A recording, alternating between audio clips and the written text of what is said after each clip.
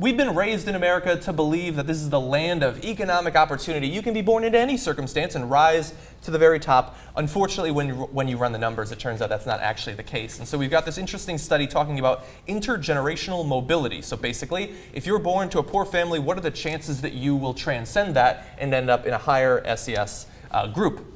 Depends, actually, it turns out, on where you're born, not just who you're born to, but the particular area. And so we've got this cool map we're going to bring up, and it shows you stark differences area to area, these different counties for intergenerational mobility. There, the darker colors are the places where it's the hardest to leave the group you're born into, depending on growing in up in that certain area.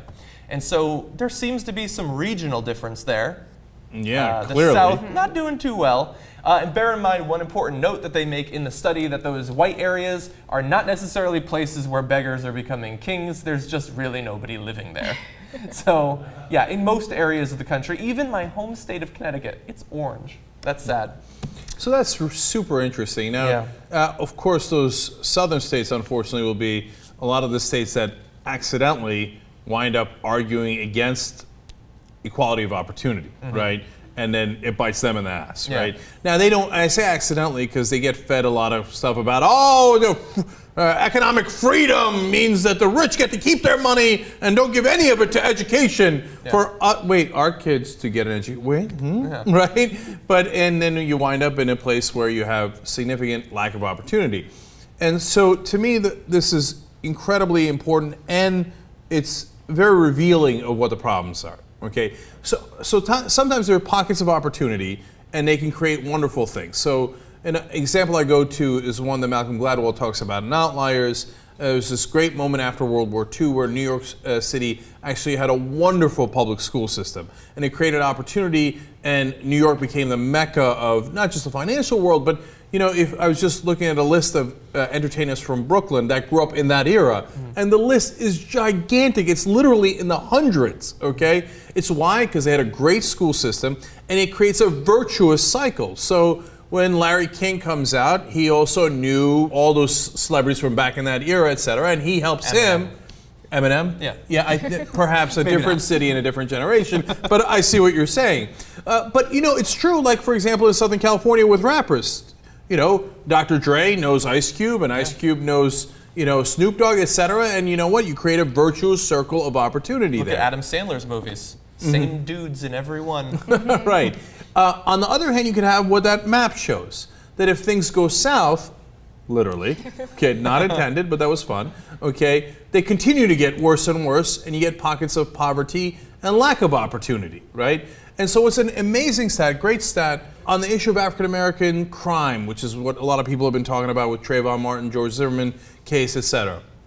It is true that poor African-Americans are more disproportionately, commit more crime disproportionately than poor whites. Now that's where a lot of people stop, that's where Fox News stops and goes crazy, right? Now, what they don't tell you is middle-class African-Americans and middle-class whites commit crime at the same exact rate.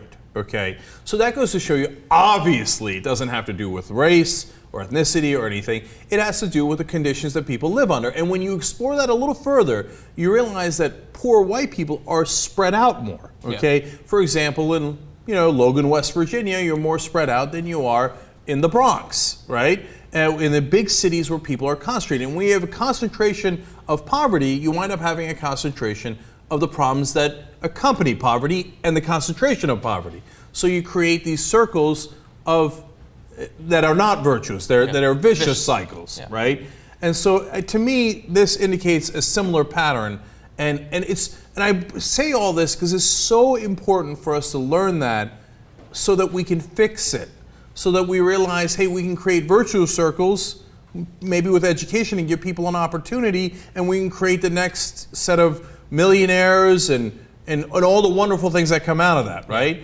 Or we can create these areas where we're going to get more crime, less opportunity, et cetera. And that if we realize that as a society together, that government can work to either do the right thing or the wrong thing. Let's figure out what the right thing is and go in that direction. So I think this sort of issue, and when we see that study and we think about what we can do about it, I think that this is where the difference between conservatives and liberals really shakes out. It's not about magazine capacity and things like that. It's about end results of lives being predetermined by where you grew up, things like that. Where do you think that should be dealt with? Like Cenk said, what are we going to do about this? Well, the thing is, not everybody in the country thinks that it even should be solved. A lot would probably look at that and say, well, the parents are teaching their kids to be just as lazy as they are, and so they get what they deserve, or something like that.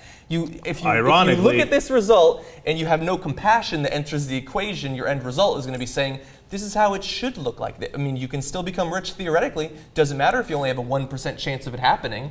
And I don't agree with that. I guess that's one of the things that makes me a liberal. I mean, as I said earlier, ironically, a lot of people in the South make that argument as they're crushing their own opportunity. Yeah. Right? So throw some bootstraps at yourself. Okay, good luck.